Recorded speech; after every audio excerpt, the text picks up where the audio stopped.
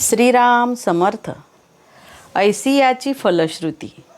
श्रीमत दासबोधातील प्रत्येक ओवी श्री समर्थांनी श्रीमताने लिहिली आहे. या ग्रंथाच्या श्रवणानेच श्रीमत व लोकमत यांची ओळख मनुष्याला होईल.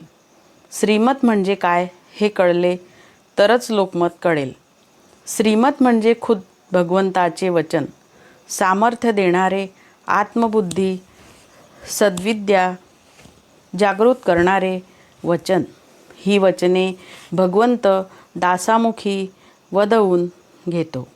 या श्रीमताच्या श्रवणानेच लोकमताची ओळख होऊन मनावरील देहबुद्धीचा पगडा दूर होऊन सद्विवेकबुद्धी जागृत झाल्याने तो सन्मार्गाकडे वळून कर्तव्यात येतो.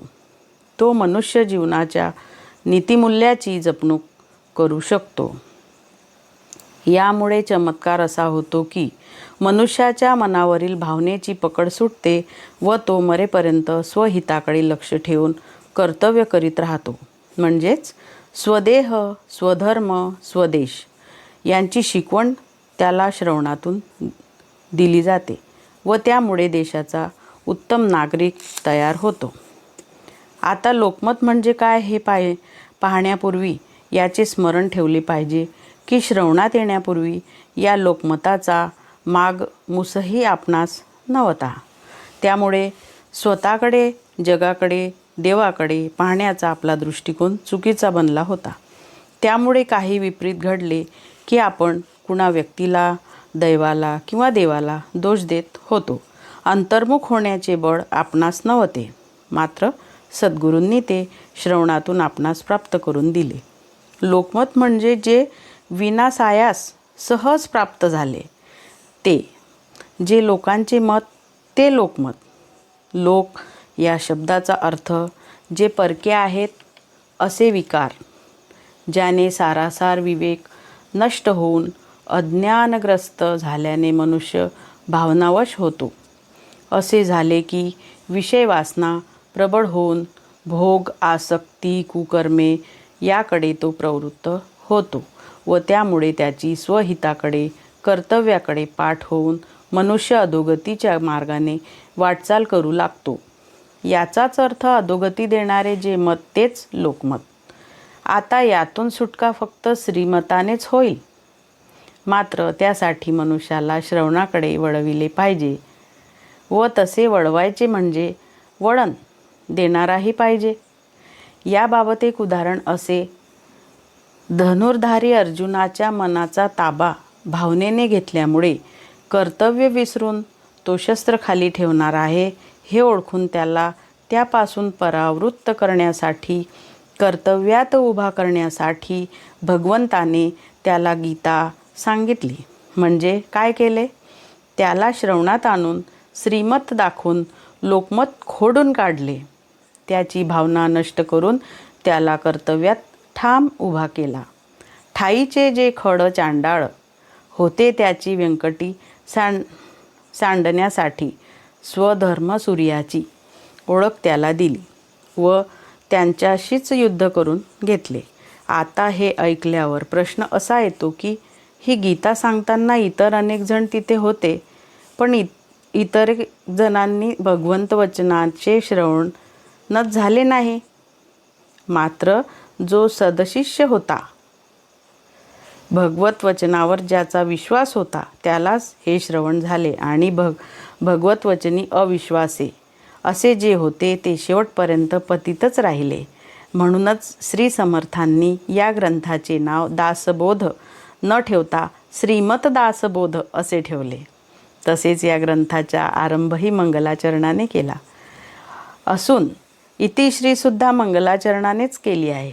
कारण समर्थांना असे अभिप्रेत आहे की मनुष्य जीवनाची सुरुवात जर मंगलाचरणाने झाली तरच इतिश्री मंगलाचरणाने होईल.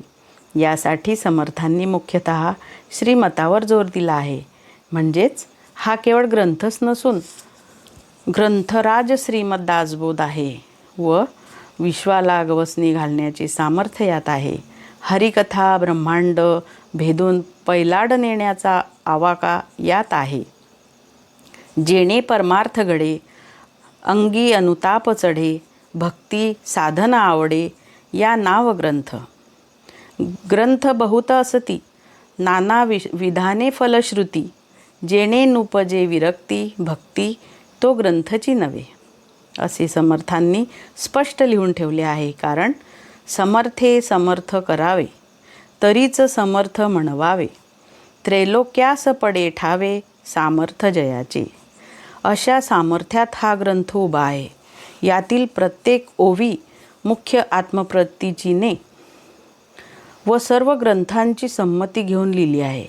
म्हणजे या ग्रंथ राजाच्या उदरात अनेक आध्यात्मिक ग्रंथातील सर्वांगीण निरूपण समावलेले आहे. मात्र श्रीमतदासबोधातील दशकांचे अद्वैत निरूपण मिळाल्याशिवाय, म्हणजेच दशक फोडून त्यात लपलेला गभित अर्थ विशद करून दिल्याशिवाय यातील अंतरंग कळणार नाही. श्री समर्थांनी असा हा अद्वितीय अमूल्य ग्रंथ लिहून अखिल मानवजातीसाठी संदेश दिला आहे. भगवत भक्ती हे उत्तम, त्यावरी सद समागम, काळ सार्थक हाची परम, लाभ जाणावा. इतकेच नव्हे तर संसार प्रपंच परमार्थ यांचे अचूक व यथार्थ मार्गदर्शन यात आहे. बहुत लोकांना उपासनेत आणण्याची सोपी सरळ सुगम वाट यात दाखवली आहे. जर मनुष्य उपासनेत आला नाही तर काय होईल? त्याचे संपूर्ण आयुष्य मौजमजा भोग यात जाऊन मना जे घडी राघवा विण गेली, जनी आपुली ते तुआ हानी केली. हा धोका समर्थांनी ओळखला होता. मनुष्य श्रवणात आला तरच त्याला हे कळेल की संसार प्रपंच परमार्थ या शब्दांचे समर्थांना अभिप्रेत असलेले अर्थ लोक समजतात तसे नसून वेगळे आहेत. संसार म्हणजे आई वडील पती पत्नी मुले नातेवाईक धंदा उद्योग इत्यादी, व प्रपंच म्हणजे केवळ स्वतःचा देह प्रपंच. यामध्ये अष्टधा प्रकृती विषय वासना कल्पना कामना भावना यांचा मेळावा जमला आहे व हे बिऱ्हाड 24 तास पाठीवर घेऊन आपण फिरत असतो. आता परम अर्थ कुठला? तो कसा प्राप्त होईल? याचे उत्तर असे: या देहप्रपंचात परम अर्थ लपलेला आहे व त्या परमर्थावरच देहप्रपंच उभा आहे. म्हणून देहप्रपंच जर ठीक झाला तर संसार सुखाचा होईल व परम अर्थही प्राप्त होईल असे व्हावे. म्हणून समर्थ म्हणतात, आधी प्रपंच करावा नेटका, मग घ्यावे परमार्थ विवेका, येथे आळस करू नका विवेकी हो. श्री समर्थांनी या संपूर्ण ग्रंथांची मांडणी जडणघडण मुख्यतः श्रवणाच्या भक्कम पायावर केली आहे. म्हणून श्रवण म्हणजे काय हे आधी समजावून घेतले पाहिजे. कित्येक गोष्टी मनुष्याच्या कानी विनासायास पडत असतात. या असंख्य गोष्टी तो ऐकत असतो. म्हणजे फक्त ऐकणे हे श्रवण नव्हे. मग जे केल्याने श्रवण केल्याचे फळ मनुष्याच्या अंतरंगात आमूलाग्र बदल होतो. सहज गुण जाऊन क्रियेत पालट होतो. भक्ती विरक्ती प्रचिती प्राप्त होते. अधोगती चुकून नाना दोषांचा नाश करून पतिताला पावन होण्याचे सामर्थ्य ज्यातून प्राप्त होते तेच श्रवण. यात प्रचितीचा उल्लेख अशासाठी केला आहे की वैद्य मात्रेची स्तुती करी, मात्रा गुण काहीच न करी असे होऊ नये. कारण श्रवणायसे सार नाही, श्रवणापरते साधन नाही. श्रवण मननाचा विचार, निज ध्यासे साक्षात्कार. रोकडा मोक्षाचा उधार, बोलोची नाही. ऐकल्या विण कळेना, हे तो ठाऊके आहे जना. या कारणे मूढ प्रयत्ना श्रवण आधी. श्रवण भजनाचा आरंभ, श्रवण सर्वी सर्वारंभ. म्हणजे श्रवण हाच परमार्थाचा प्राण आहे. परमार्थातून जर श्रवण वजा केले तर बाकी शून्य राहील. पण तोच जर श्रवणात आला तर काय? श्रवणे होय उत्तम गती, श्रवणे आतुडे शांती, श्रवणे पाविजे निवृत्ती, अचळ पद. मात्र यात महत्त्वाचे सूत्र असे की हे श्रवण निष्काम भजने भगवंत जोडे, ही जाणीव ठेवूनच झाले पाहिजे. अत्यंत महत्त्वाची गोष्ट समर्थांनी नमूद करून ठेवली आहे ती ही, आता श्रवण केल्याचे फळ क्रिया पालटे तत्काळ. तुटे संशयाचे मूळ एकसरा. यातील आता हा शब्द अत्यंत महत्त्वाचा आहे. या शब्दात सर्व सार एकवटलेले आहे.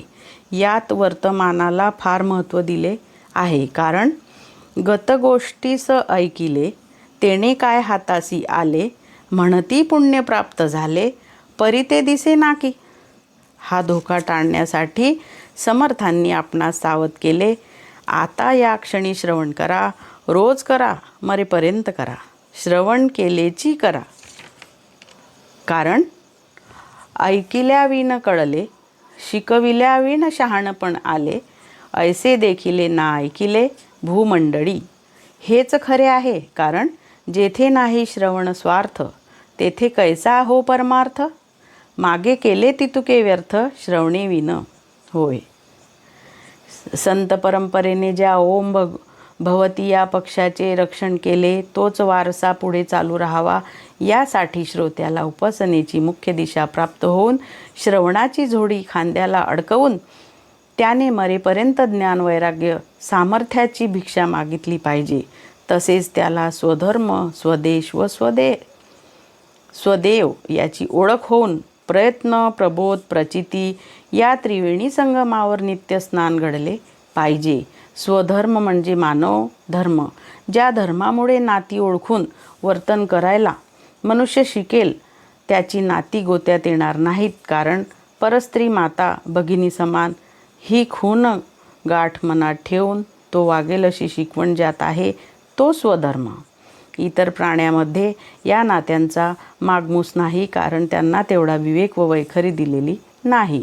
मात्र या अमूल्य देणग्या परमेश्वराने मनुष्याला दिलेल्या आहेत.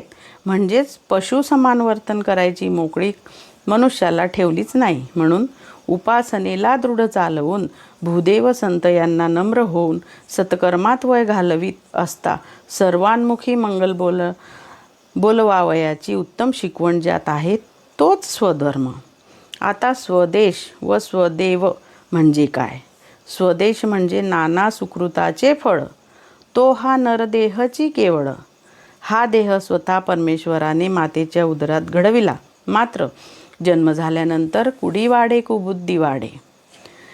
या नियमाची हळूहळू त्यात काम, क्रोध, लोभ, मद, मत्सर, दंभ, संशय, चिंता या 8 विषयांच्या विकारांचा प्रवेश झाला. याचा अर्थ नंतर ज्यांचे आगमन झाले ते हे विषय देहात परकीय आहेत. कारण हे घर बांधून झाल्यानंतर घरात नळ, वीज, फर्निचर अशा सर्व सुखसोयी आल्यानंतर जे राहायला आले ते विषय व स्वदेशाचे स्वातंत्र्य घालून त्यास परतंत्र करतात. देहाचा ताबा घेतात व देह प्रपंच बिघडवून कुकर्माकडे प्रवृत्त करून स्वचक्र परचक्र यात अडकवून इथले वैभव, सुबत्ता, शांती, समाधान नष्ट करून पुण्याईचा क्षय करतात. म्हणून मनुष्याला 84 लक्ष योनीच्या फेऱ्यात अडकवून कायम पारतंत्र्यात ठेवतात. या गोष्टींचा विचार करायला आज कुणाला वेळ नाही. कारण मायादेवीच्या धांदली सूक्ष्मी कोण मन घाली. या धोक्यातून सुटायचे असेल तर समर्थांनी एकच उपाय सुचविला आहे. देह परमार्थी लाविले तरीच याचे सामर्थ्य झाले, नाही तरी हे व्यर्थची गेले. नाना आघाते मृत्यूपंथे. हा परमलाभ प्राप्त होण्यासाठी स्वदेवाचे म्हणजे अंतरीच्या आत्मारामाचे अधिष्ठान हवे. अधिष्ठान नसेल तर सामर्थ्य नाही, सामर्थ्यच नसेल तर चळवळ थांबली. म्हणजे स्वदेव कुठला? जो निर्गुण निराकार आहे, जो 24 तास जपा हा मंत्र जपत या देहाचे अखंड ध्यान धरून आहे, ज्या चैतन्य शक्तीवर देहाचे सर्व व्यापार चालतात, ज्याच्यामुळे आवाहन म्हणजे श्वास विसर्जन निश्वास आहे, जो येताना दिसत नाही किंवा जाताना दिसत नाही. विसर्जन हेच ज्याचे आवाहन आहे. सर्व तोच करीत असून हे सुद्धा आव्हानच आहे. मी हे सर्व करतो असे जो कधीच प्रगट करीत नाही. युगाने युगे एकला एक चालवी तिन्ही लोक असा ज्याचा अधिकार आहे. राम होऊनी तो आला, कृष्ण होऊनी तोच आला, समर्थ रामदासांच्या रूपाने तोच अवतरला आणि आताही तुमच्या आमच्याकडे कार्याला जो उभा आहे तोच स्वदेव. 350 वर्षापूर्वी मानवाची अत्यंत हीन अवस्था पाहून त्यातून त्याची मुक्तता व्हावी या उदात्त हेतूने श्री समर्थांनी मानवाला वरील शिकवण दिली. त्यांनी स्वधर्म स्वदेश स्वदेव यांची मुहूर्तमेढ रोवून उद्ध्वस्त झालेले असंख्य संसार प्रपंच पुन्हा नेटके केले. श्री समर्थ कृपेने आताही तेच कार्य म्हणजे सर्व थरातील स्त्री पुरुषांना तसेच राष्ट्राची भावी आधारस्तंभ अशी जी लहान मुले यांना बालभक्ती मार्गदर्शनाद्वारे अज्ञानमूलहरणम जन्मकर्म निवारणम या समर्थ उक्तीनुसार अज्ञान कुकर्मे कुविचार कुसंग यांचा अंतकरण मनबुद्धी चित्त यावरील पगडा झुगारून रंजल्या गांजल्यांना जवळ करण्याचे, त्यांना धीर देण्याचे, त्यांचा डळमळीत झालेला आत्मविश्वास उभा करण्याचे कार्य त्यांचं निष्काम भूमिकेतून अखंड चालू आहे, की ज्यामुळे सर्वत्र सत्कर्मे सद्विचार सुख शांती समाधान घरोघरी नांदत आहे. कारण उपासनेचा मोठा आश्रय लाखो जणांना प्राप्त झाला आहे. यापुढेही श्री समर्थांचे हे कार्य असेच अखंड चालू राहील. कारण श्रवणे चुके अधोगती मनास होय विश्रांती समाधान. जय जय रघुवीर समर्थ. जय जय रघुवीर समर्थ.